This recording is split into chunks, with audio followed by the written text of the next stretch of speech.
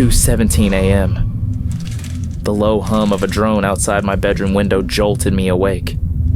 Not the kind of sound you expect in the middle of a quiet suburb.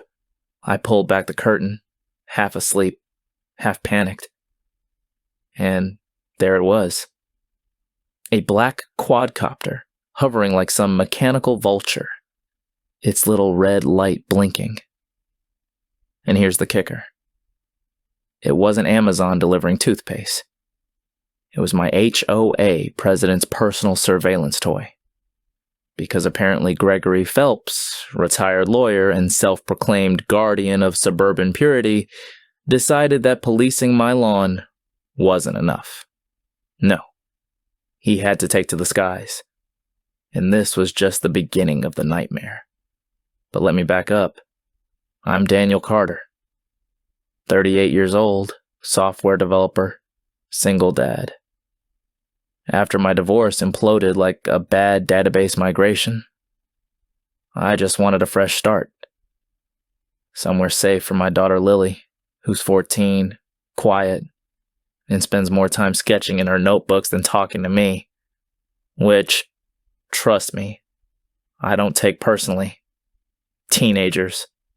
When I found Oak Ridge Meadows, tree-lined streets, good schools, affordable HOA dues, I thought I'd struck gold. Little did I know, I was moving straight into a suburban dictatorship. The day we moved in, I remember breathing in that fresh-cut grass smell mixed with cardboard boxes and new paint. Lily was dragging her sketch pad under one arm, balancing a box of art supplies under the other. She was humming quietly, something she only does when she's actually happy. Feels nice, huh? I said, unlocking the door to our new house. She nodded, her messy bun bouncing. It's quiet. Quiet. That's all I wanted. A neighborhood where my kid could focus on her art and not on the chaos of her parents splitting up. The first week was bliss. Neighbors waved, kids biked down the cul-de-sac. Even the mail carrier smiled and said, "Welcome to the neighborhood." I thought we'd found paradise. Then I met Gregory Phelps. Picture this. A 58-year-old man in golf shorts and a pressed polo, hair so slicked back it looked laminated. Gregory had the smug half-smile of someone who's memorized every paragraph of the HOA bylaws and considers himself judge, jury, and executioner of suburban life. He pulled up in a silver Lexus, parked perfectly in front of my house, and marched toward me with a clipboard. "Mr. Carter?" His voice was clipped, sharp, like a courtroom cross-examination. Yeah? I'm Gregory Phelps, HOA president. I like to personally greet new homeowners." He shook my hand, but it wasn't a handshake. It was a grip test, like he wanted to prove dominance through knuckle pressure. "Well, thanks. Nice to meet you," I said, trying to sound friendly. He didn't smile.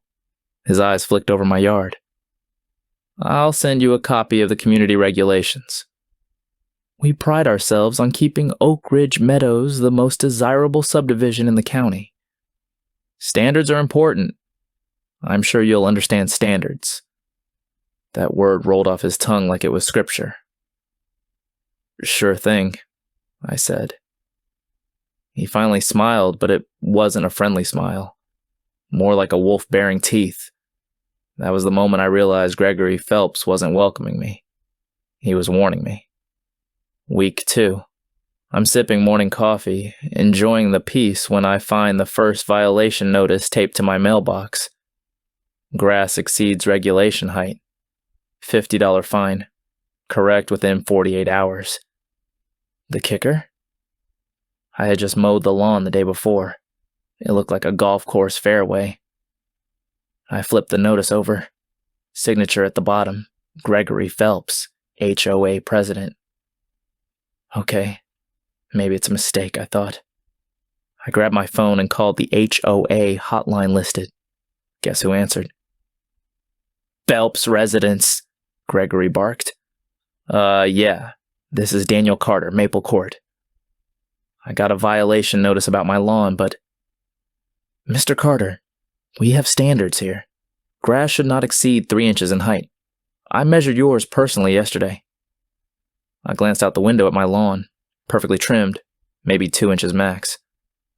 With what? A microscope? Silence. Then a click. He hung up. That was violation number 1. 3 days later, violation number 2. Sidewalk chalk drawings constitute defacement of community property. $75 fine. Lily had drawn little sunflowers and clouds in pastel colors in front of our house. Innocent? Cheerful.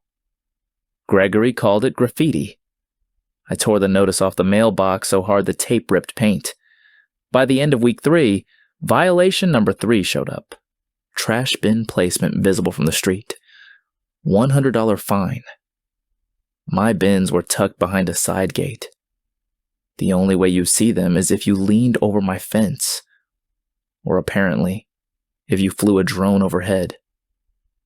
And just like that, my peaceful new home was turning into a war zone. Where Gregory enforced rules with legal jargon, his daughter Madison enforced them with humiliation. 22 years old, bleached hair, perpetually holding her phone at selfie angle. Madison was a failed Instagram influencer who now used her platform for neighborhood accountability. Translation: she filmed neighbors for her TikTok page, shaming them for rule violations. I first met her when Lily came running inside, pale-faced, clutching her sketch pad. Dad, she filmed me. Who filmed you? The HOA girl. She called me trash princess for leaving markers on the porch. I stormed outside. Madison was standing in the cul-de-sac, phone aimed at my house. Smile, new neighbor, she called. Turn that off, I snapped. She smirked. Public space. Totally legal. My followers love seeing how people treat community standards followers. Her TikTok bio read, Madison Phelps, HOA Queen, #suburb goals. She had maybe 3,000 followers, but you'd think she was an A-list celebrity. I walked up close enough that her phone caught my scowl. Film my daughter again and you'll regret it. She gasped dramatically like I'd just assaulted her. Wow, threatening women? I've got this all on camera, dude. That was Madison in a nutshell. Weaponizing her phone like a sword, hiding behind content every time someone pushed back. Now it wasn't just Gregory versus me. It was Gregory and Madison versus anyone who dared breathe outside their narrow definition of community standards. Violation notices became a weekly ritual. Christmas lights hung too early? Fine. My pickup truck had non-standard modifications. Aftermarket floor mats. Fine. Lily's art taped to her bedroom window. Fine. But it wasn't just paper threats. One night around 11:45, I heard footsteps on gravel outside my window. I peeked through the blinds. Gregory, flashlight in hand, was photographing my side yard. I stormed outside. What the hell are you doing? Routine inspection, he said calmly, snapping another photo. It's midnight. Community standards don't sleep, Mr. Carter. That's when I noticed the faint buzzing overhead. A drone, hovering, recording. Gregory smirked. You'll be hearing from us soon. And sure enough, 2 days later, violation number 7.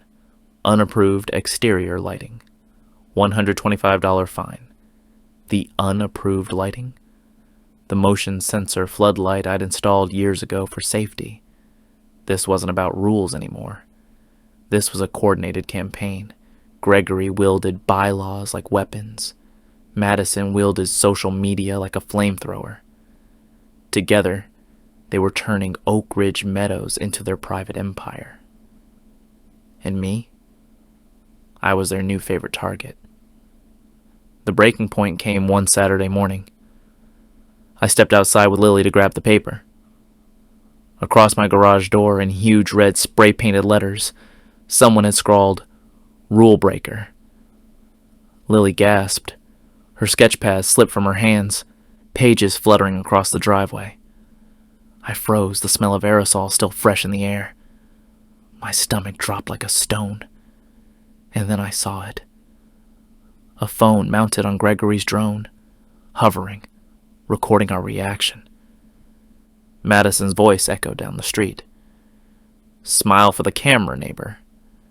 Actions have consequences, that was it. Game on. I stood there staring at the red paint dripping down my garage door, while the buzzing drone hovered like a mechanical mosquito. Lily was trembling beside me. Her sketchpad pages scattered across the driveway like fallen leaves. I wanted to chase that drone out of the sky with a baseball bat. But I knew that was exactly the footage Madison wanted. Me raging on camera while she painted the narrative of an unstable new neighbor. I swallowed the anger and guided Lily back inside, locking the door behind us. That was the night I made a decision. Gregory and Madison weren't just petty bullies. They were organized, entitled, and dangerous. If I tried to fight them with anger, I'd lose. I needed evidence. Cold, undeniable proof of what they were doing. And I needed allies. People in this neighborhood who were just as tired of living under Gregory's thumb as I was. The next morning, I started documenting everything. Every violation notice, every voicemail, every late-night flashlight inspection. I bought a set of security cameras, motion-activated lights, even a backup hard drive to store recordings. My house started looking less like a suburban dream and more like a miniature surveillance center. But if Gregory wanted to play spy games, I was going to beat him at his own hobby. The very first night, the cameras paid off. At 11 p.m., Madison crept into my yard with a can of spray paint. She was giggling into her phone, live streaming herself as she sprayed another word across the side of my fence. P-I-G. My motion light flared, my camera's word, and she squealed like a kid caught sneaking cookies. She bolted, dropping the can, but not before the camera caught her face crystal clear. The next day, I printed still shots of the footage and tucked them into a folder. That was Exhibit A. But Gregory wasn't slowing down either. 3 days later, I got a call from City Code Enforcement. Mr. Carter, we've received a complaint about unlicensed construction work on your property. We'll need to schedule an inspection. Construction work? I'm a software developer. The only thing I build is apps. Sir, the complaint specifies illegal electrical rewiring and structural alterations without permits. We're obligated to investigate. I knew immediately where that came from. Gregory had been photographing my breaker box one night. He'd probably filed the complaint himself, hoping to tie me up in bureaucracy. When the inspector arrived, he was polite but thorough, combing through my wiring, outlets, even the new ceiling fan I'd installed. After 2 hours, he shook his head. Everything looks fine. Whoever filed that complaint either doesn't know what they're talking about or had an axe to grind. I almost laughed. Try both. That was Exhibit B. But Gregory escalated again. One night, Lily came to me in tears because kids at school had started teasing her. Madison had posted a video titled Trash Family in Maple Court, stitching together clips of our supposed violations with sarcastic commentary. Look at this recycling bin sticking out. Gross. Look at this art trash cluttering the sidewalk. Honestly, this girl's dad doesn't know how to raise her. Madison's smug face filled the screen as she mocked my daughter's chalk drawings. The video had over 10,000 views. Lily threw her sketchpad across her room and shouted, "I hate this place." That was the moment my anger crossed into something deeper. Gregory could find me all day long, but the second his daughter dragged mine into it, the game changed. I knocked on my neighbor Clara's door the next evening. She was in her 70s, kind eyes, the sort of woman who always had a tin of cookies ready for kids.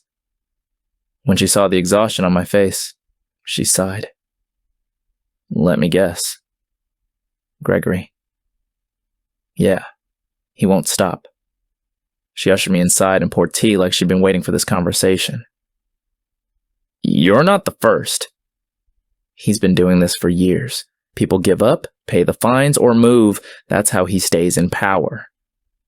I leaned forward. So why hasn't anyone fought back? Her voice dropped. Because Gregory's a lawyer.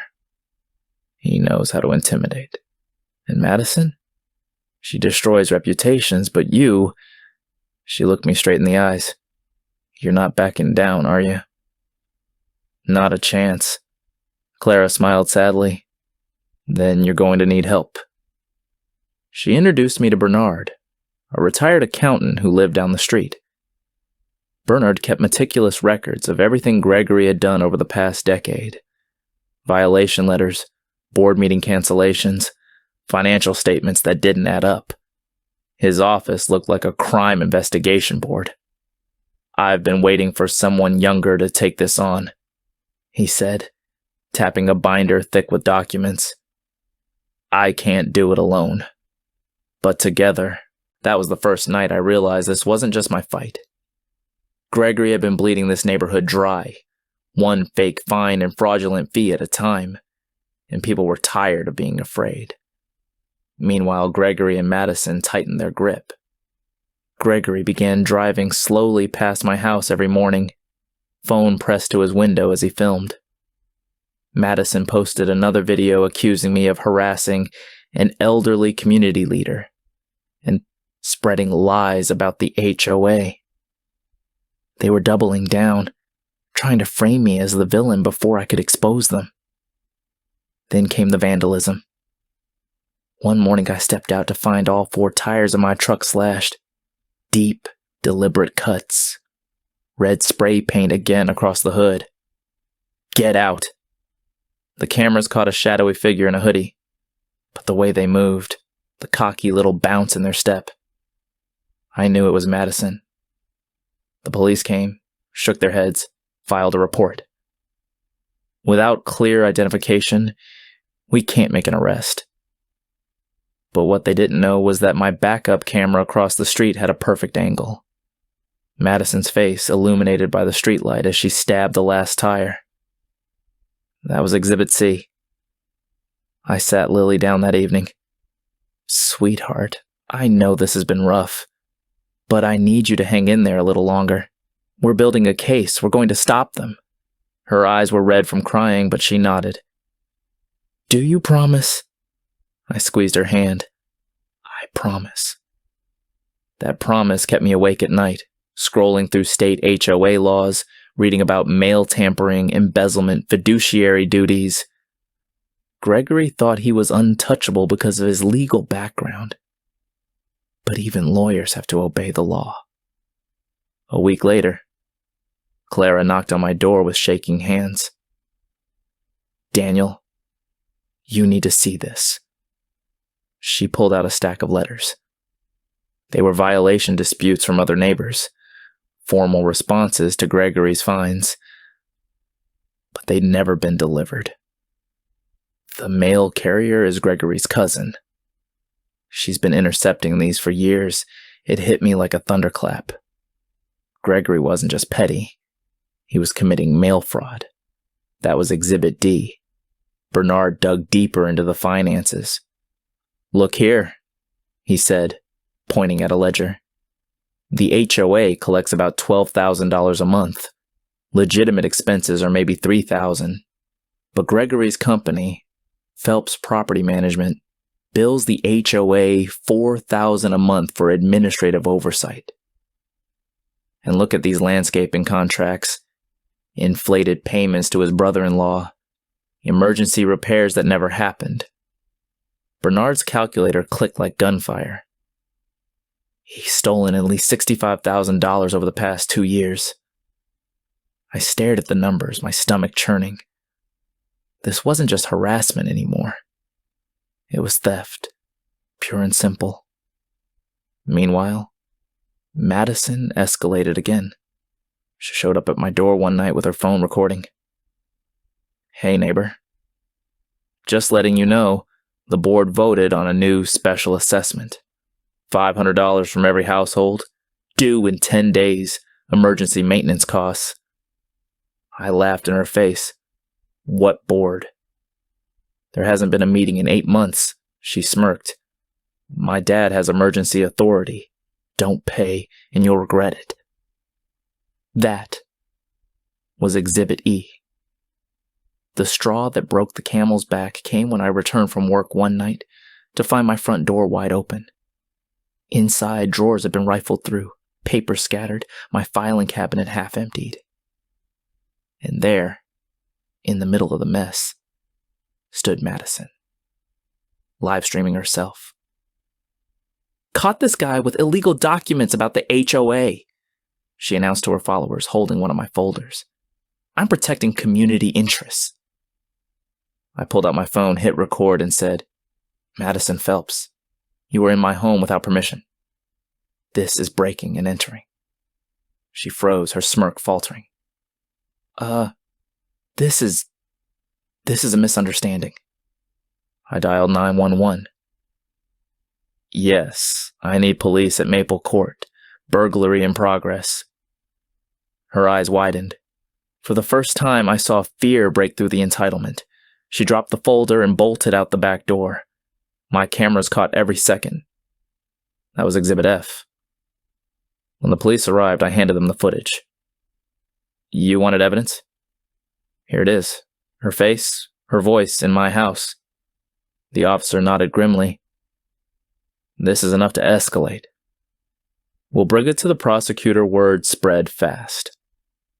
By the next morning, neighbors were whispering, gathering in small groups, knocking on my door to share their own horror stories. A young couple showed me thousands in fines for non-compliant Christmas decorations. An elderly man revealed he'd paid nearly $5,000 in bogus landscaping penalties. It was like a dam breaking. Years of fear poured out, and for the first time, people realized they weren't alone. We formed a plan. Bernard would organize the financial evidence. Clara would gather testimonies. I'd handle the tech, compiling video footage, audio recordings, still images, and together we would present everything at the annual HOA meeting. Gregory couldn't cancel it forever. State law required it, and when that day came, we'd expose him. But Gregory must have sensed the rebellion brewing, because he tried one last intimidation tactic. He showed up at my door in person, Madison hovering behind him with her phone. "Daniel," he said smoothly, "this doesn't have to get messy. Pay your fines, drop your ridiculous claims, and we'll wipe your slate clean." "Fresh start?" I smiled coldly. "Are you offering to forgive thousands of dollars in fake fines if I stay quiet about the money you've stolen?" His eyes narrowed. "Careful. That sounds like slander." "No, Gregory. That sounds like extortion, and I've got it all on record." Madison stopped filming abruptly. Gregory's face turned pale. For the first time, the predator looked cornered. The meeting was set for Friday night. The community center was booked, legally required, impossible to cancel without exposing himself further. We spent the week preparing presentations, rehearsing testimonies, organizing documents. It felt less like a neighborhood gathering and more like a trial. Friday arrived. The room was packed, standing room only, neighbors clutching years of violation notices. The air was electric, heavy with anticipation. Local reporters had even shown up after hearing about Madison's burglary arrest. And there, sitting in the front row, was Gregory Phelps. His suit was pressed, his smile strained, his daughter sulking beside him. I walked to the podium, heart pounding, folder in hand. Good evening, neighbors. My name is Daniel Carter. 3 months ago, I thought I moved into paradise. Instead, I discovered a criminal conspiracy that has been robbing every family in this community for years. Tonight, we're going to show you the truth. I clicked the first slide. Bank statements, invoices, fake contracts.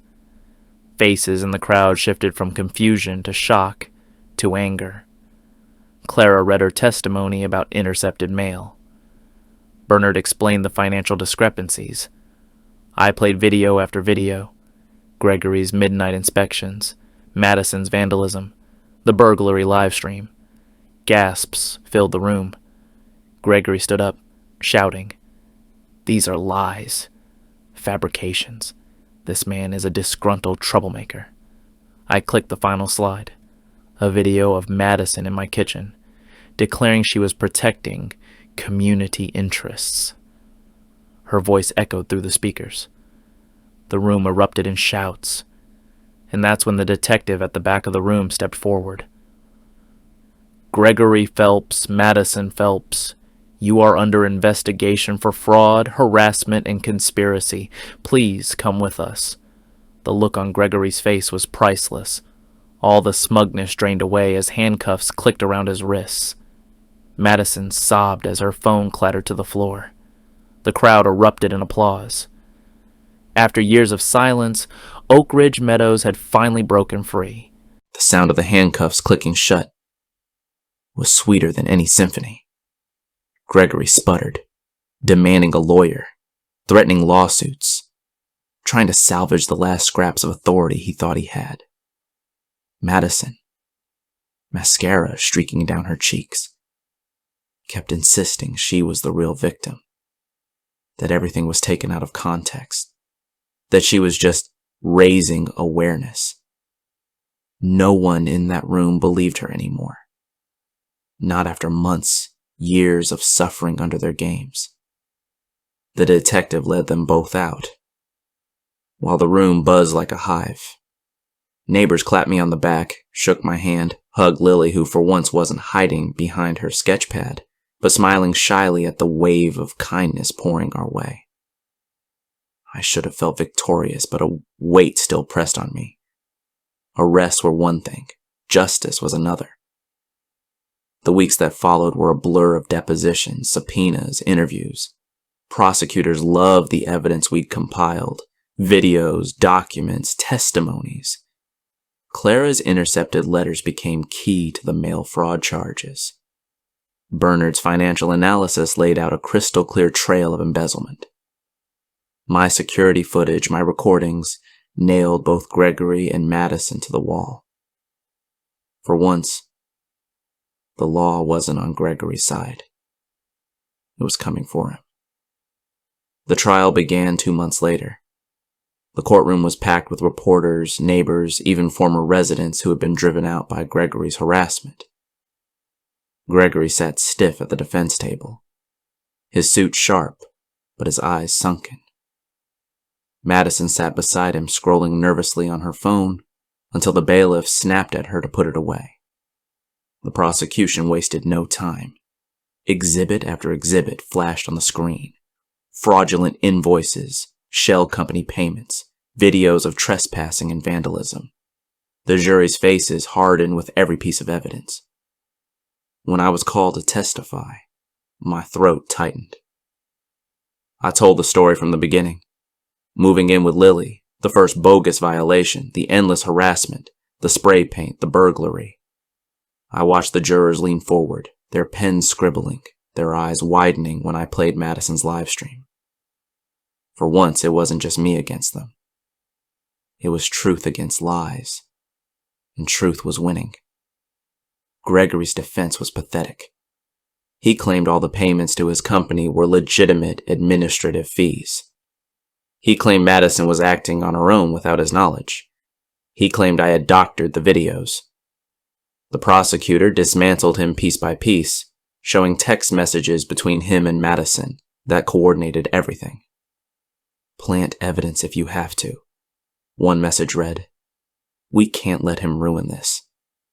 The courtroom gasped. Gregory's face drained of color. It took the jury less than a day. Guilty on 3 counts of embezzlement, 2 counts of fraud, conspiracy to commit mail tampering, and harassment. Madison got hit with burglary, vandalism, and harassment. The judge's gavel came down like thunder.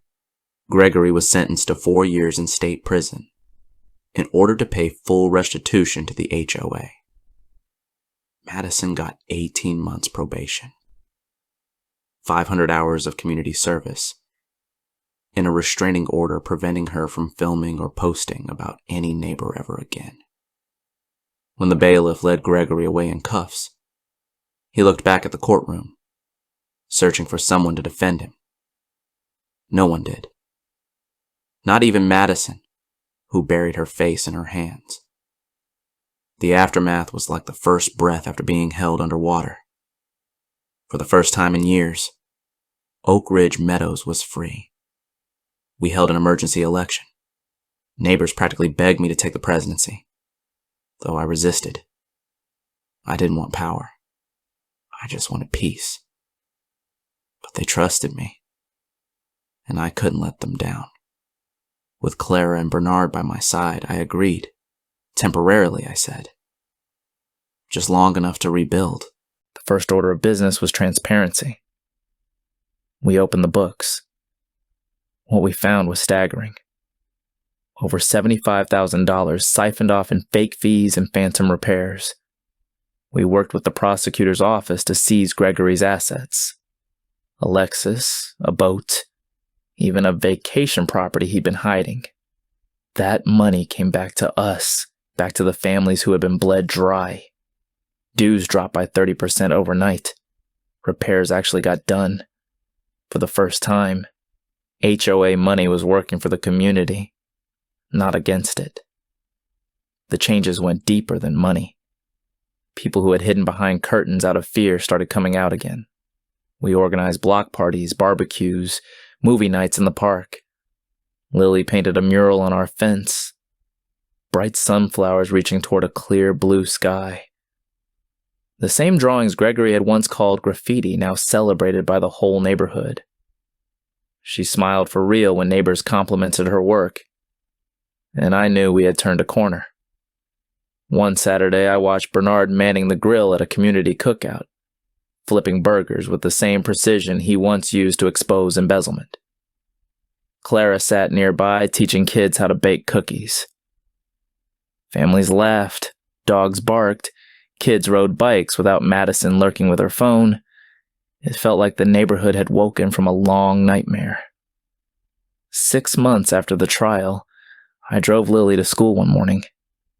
She turned to me, her sketch pad in her lap, and said, "Dad, I'm glad we stayed." That hit me harder than anything. After everything we'd endured, after every violation, every smear, every late-night fear, we'd made it. We didn't run, we fought back, and we won. Sometimes I still think about that first night I saw Gregory's drone hovering outside my window, its red light blinking like an omen. Back then it felt unstoppable, like a symbol of control. Now when I see a drone, I just shake my head. Because bullies aren't as powerful as they pretend to be. They rely on fear and silence. Take those away, and they crumble. Gregory learned that the hard way. In Oak Ridge Meadows, we learned something too. That real community isn't about rules and fines. It's about people standing together when it matters most. So now, when I walk Lily home past the gardens neighbors planted where Gregory once parked his Lexus to spy on us, or when I hear laughter echo down the street at night instead of whispered complaints, I know we didn't just survive. We rebuilt. And this time, no one's taking it from us.